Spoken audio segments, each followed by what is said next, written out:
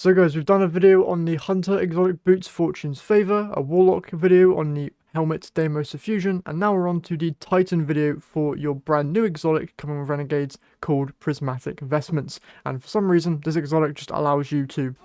So that's cool. Today we're going to be going over everything we know about this exotic so far and a build idea that I have for it when it releases with Renegades. So let's first jump into what this exotic actually does. It's called Prismatic Vestments, and you will gain an air move jetpack. Weapon and arc powered melee final blows build up jetpack fuel, and you can activate your jetpack while airborne with a forceful blast that exhausts nearby enemies. Then fly forward based on the amount charged. Collide with a combatant to unleash a blinding blast of arc energy and gain a temporary bonus to your melee stat. Now, overall, this exotic is probably by far going to be the most used Titan exotic as soon as it releases, because it literally allows you to just free fly, seemingly as long as you have enough jetpack fuel, which with this build you should be able to generate pretty consistently. So let's jump into the game and go over this Titan build.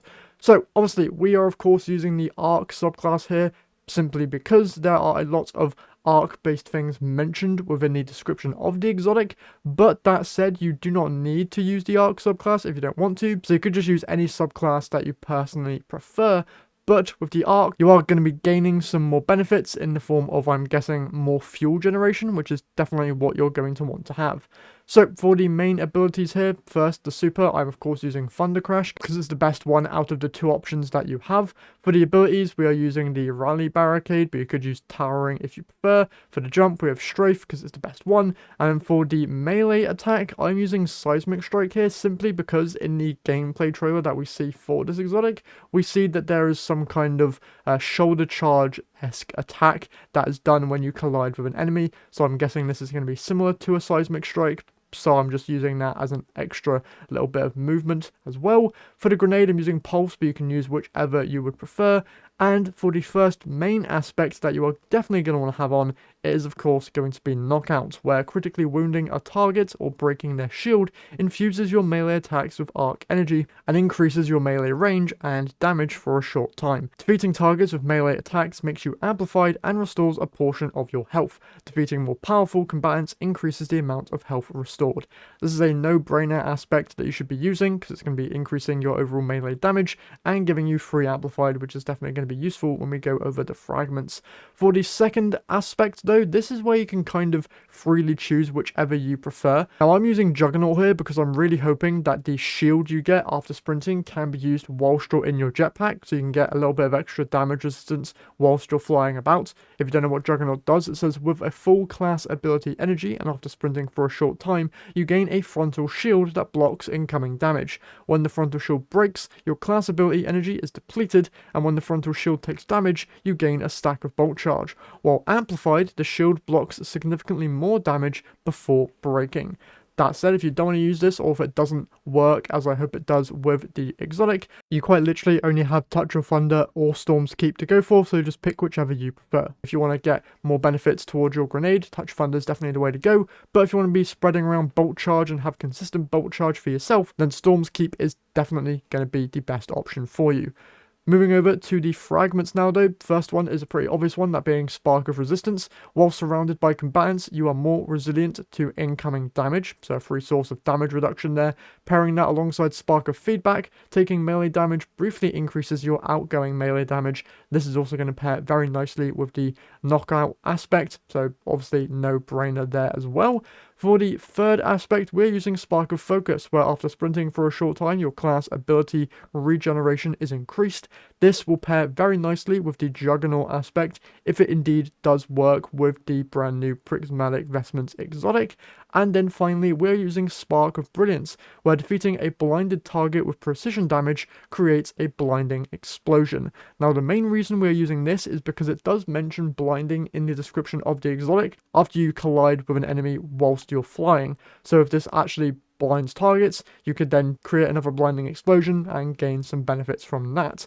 That is just the main breakdown here of the actual class breakdown itself. Moving over to the actual stats though, Obviously, having a decently high melee stat around 100 is definitely going to be really, really good. If you can get this to 200 stat, that is going to be the best, because this does seem like a very melee focused exotic, with you being able to charge into people with the jetpack, so increasing the damage that deals thanks to your melee stat is definitely going to be worth it. Alongside that, if you want to be getting your Juggernaut shield back as quickly as possible, at least have your class ability at 100 stat if possible, and then your other stats can be whatever you prefer. So mainly focus on your melee and class ability stats would be my recommendation. Now in terms of exotic weapons, the only one that immediately comes to mind would of course be Monte Carlo, just to help you with your melee regeneration, and it also has a bayonet, so that's also a cool thing that you can use with the catalyst here. Going to be helping you get more stacks to be able to use the weapon, and then obviously regenerate your melee quicker. But this is probably the only exotic that would really benefit or help out this build whatsoever. Obviously there are some glaives that would be kind of useful in case you want to have a little bit more of a defensive option, or just help with survivability with the shields that they provide. But apart from that, there is no other exotic that really interacts well with this jetpack exotic. If you're running into a load of arc damage, I can see Risk Runner being pretty useful. But apart from that, you can really just use whatever exotic you like. It's a jetpack. It's not really going to be interacting with your weapons too much. We don't know if any new exotics might have a unique interaction with this thing. I doubt it, but we'll obviously have to wait and see. And with that said, that is it for this build. Now, obviously, I do need to specify that we do not know everything about the sandbox for Renegades just yet. We should be getting some weapon preview teasers, I believe, this week in terms of weapon updates and buffs to certain exotics, so that might change some things. We also do not know much about whether subclasses themselves are going to be receiving any buffs. I believe they did mention during the Renegades livestream that they were looking at buffing certain subclasses. If I remember correctly, I believe Ward of Dawn Titan was mentioned, as well as Golden Gun Hunter, but apart from that, we do not know much. So over the next couple of weeks, we should hopefully be learning more, and obviously once the expansion goes live, I will of course be making a full build on all of these exotics once I get my hands on them.